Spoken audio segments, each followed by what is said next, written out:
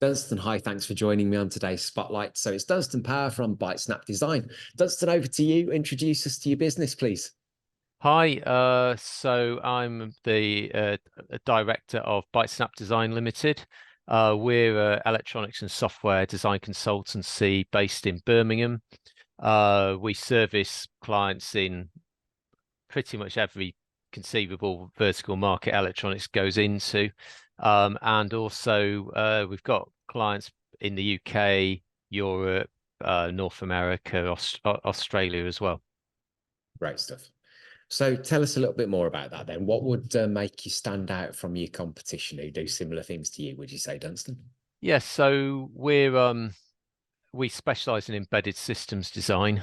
So that's basically electronics and software that's designed for specific use. Um, it's a very, very broad definition. It's easier almost to think of things that don't fit into that electronics, such as a mobile phone wouldn't be an embedded system, for instance.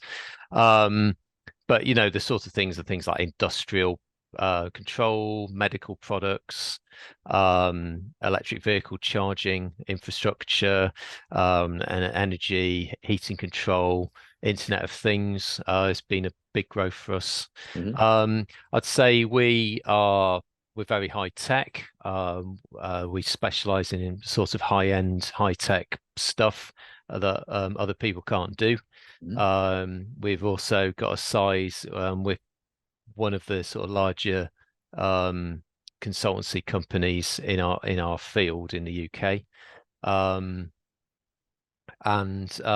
Yeah, we've got, 70 to 80% of the work we get is repeat business from customers. So I think generally we've got a very sort of happy customer base, and we obviously endeavour to keep it that way. Great. So just for people watching to help them land this a little bit more, I suppose, could you give us an example of maybe a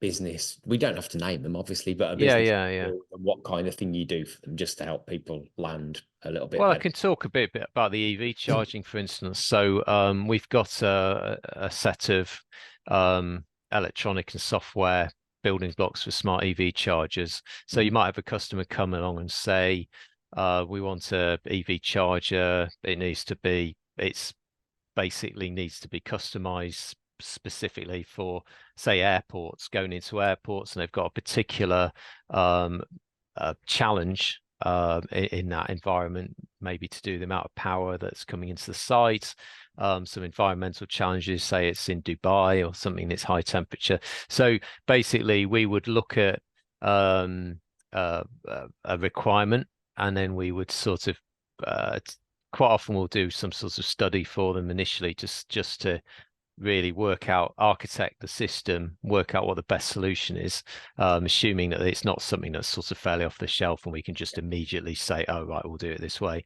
And then once we've done that, we'll give them a quote for the whole job, and assuming that goes ahead, we would then typically design the electronics, the software, project manage it, and take it right through to production. So that's like a typical engagement, but we also have engagements which are where a customer is basically doing most of it themselves, and they've got a particular part of it they're not technically able to do. It could be that they're just too busy. They could do it if they had the time, but they don't. Or it could be that they just don't have some key expertise. So and in that case, we'd sort of probably go in and help them on a sort of time materials sort of consultancy basis. Yeah. Okay, good. Thank you.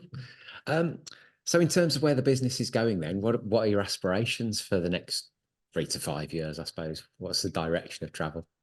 Well, I mean, the business expanded quite a lot in the last sort of few years. We've probably pretty much doubled in size since our 10th anniversary. It's the 16th anniversary now. Our sort of projects have got bigger, more complicated, involving more engineers, and that's been the sort of general trend.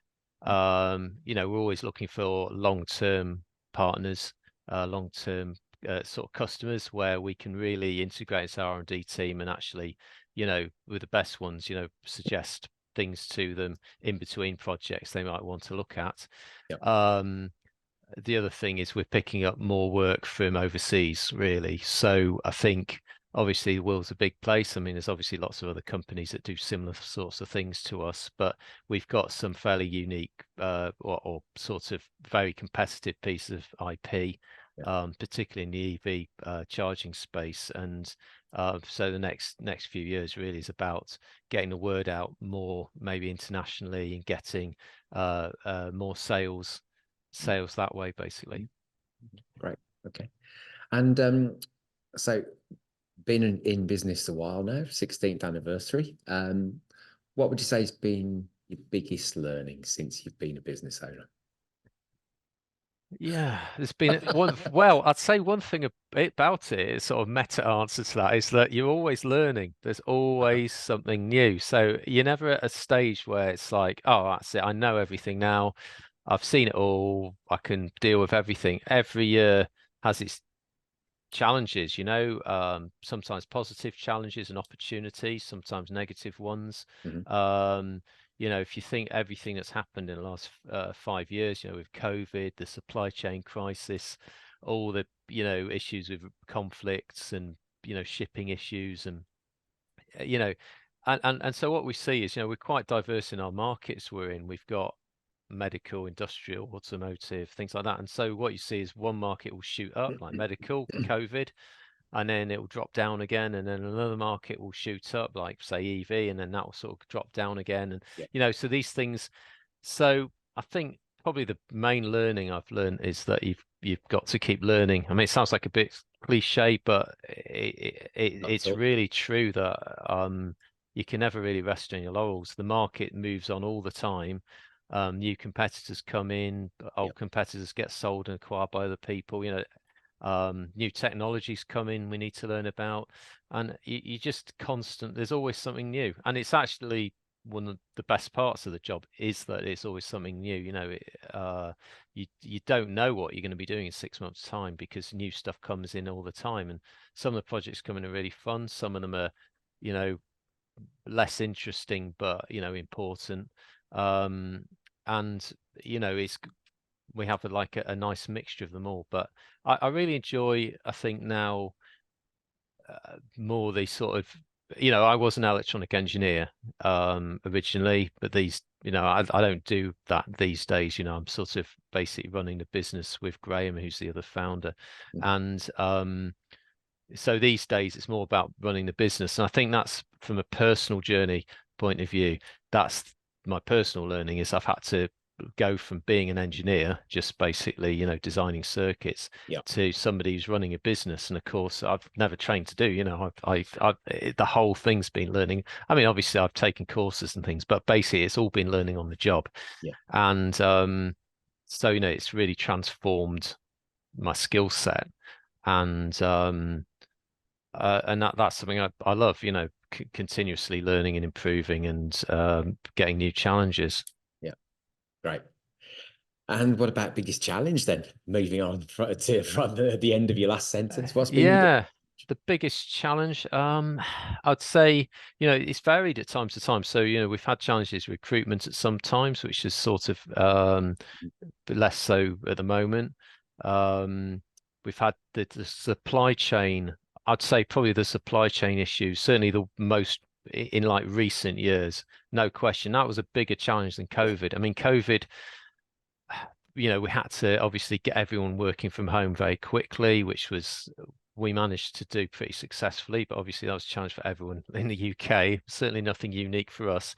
But, once we'd done that, actually business was pretty good during COVID. It was, we were pretty busy. Whereas the supply chain problems afterwards really disrupted the electronics industry generally, and is still very much now causing problems, because once it sort of stopped, you then had real sort of oversupply issues. So that's probably been the biggest single thing in recent years. But, we set up the business in January 2008. And of course, the financial crisis hit in September 2008. where, you look at, I mean, it's long forgotten. I mean, it seems long forgotten now, but it, a lot of people said that wouldn't be a great time to set up a business because, the economy, everyone remembers 2009, 2010, it was a tough old time, but it was easier to ride that out because at the time we had just between 4 and 10 employees. And, you don't actually need much work as a very small business. You can actually get by with just a few clients as long as they're okay. Whereas as the business gets bigger, you obviously need a bigger turnover, you need more projects, you need more diversity, and this is always a constant challenge, is maintaining that diversity and that resilience in the business. Yeah, absolutely. So with the benefit of all the learnings of the past 16 years since you've been in business and having navigated the challenges, take yourself back a bit further with the benefit of all that knowledge and no regrets, obviously. If you're sitting having a conversation with your 18-year-old self, what would you say? I would say probably like a lot of business owners, you have regrets about not doing things earlier, about I would have, there's some of the things I did or we did, we could have actually been more bold, could have expanded quicker, done things earlier. We've always been quite conservative with the way we run the business.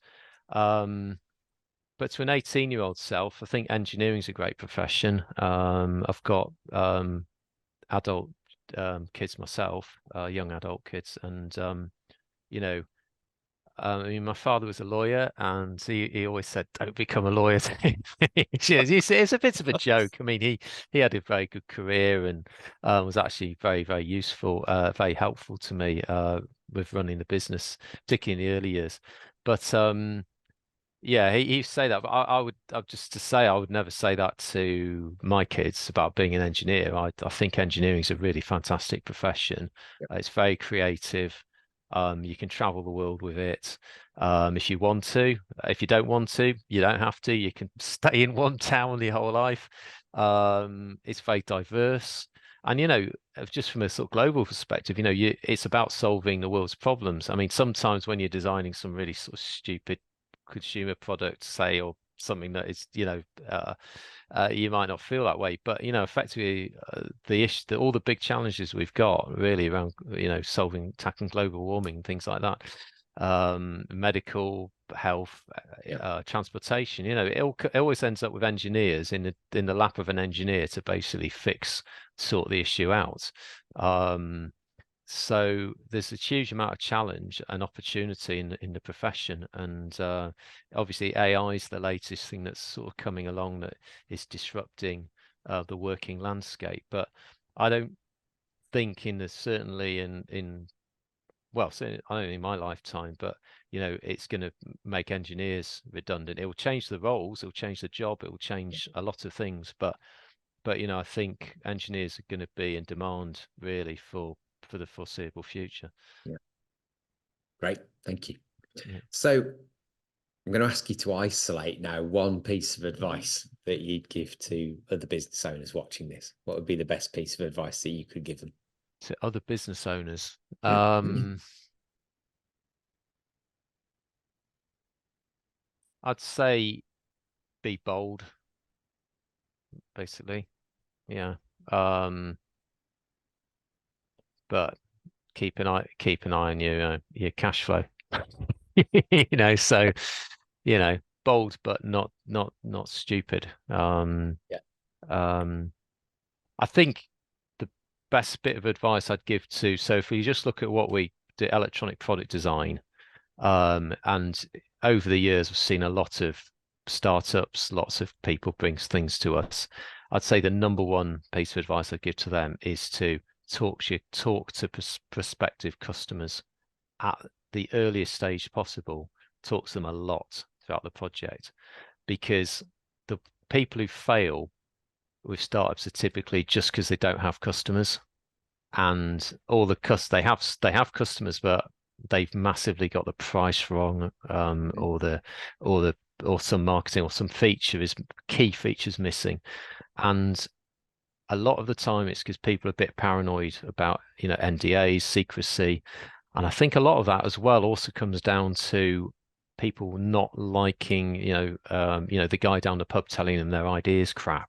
And oh yeah, it's all been done before. You're always going to get those naysayers all the Absolutely. time, and that's not a bad thing because you need to be questioned. Yeah. But if everyone ever listened to every naysayer, no one would ever do anything. So, but I think because people feel, oh God, if I tell Bob down the pub about my idea, he's going to tell me it's a load of crap.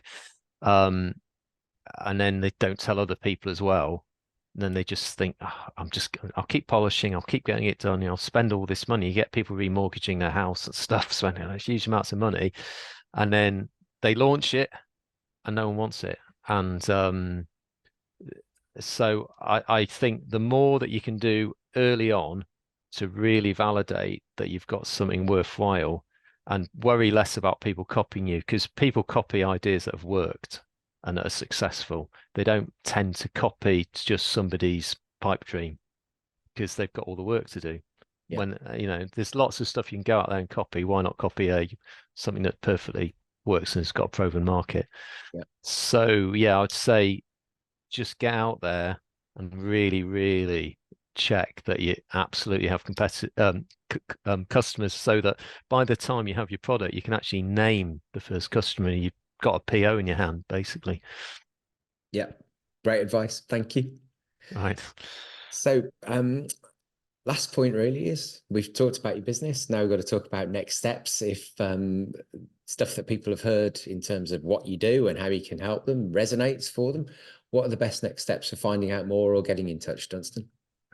Obviously, Well, website details will be below this. yeah, I mean, obviously go on our website. It's got contact form, contact details. We're always very happy to discuss ideas with people, projects. Um, you know, we're not going to charge people the minute they phone up about things. We're very happy to give, you quite some free advice and have a conversation. Yep. So yeah, but if you go on the website, you can see some example projects we've done, case studies.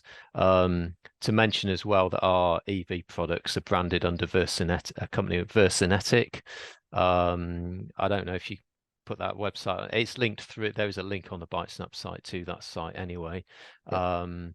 But yeah, I think the website's the best place to start, and then get in touch, and it'd be great to have a conversation. Right. Cool. Thank All you. right. Well, thank you for sharing your insights with us today, and best of luck for 2024 with the business. Congratulations on the 16th anniversary, and here's to the next 16, right? Yeah, absolutely. Yeah. Thanks very much, Andy. Good to see you. All Thanks. right. Yeah. Cheers, then. Thanks. Bye.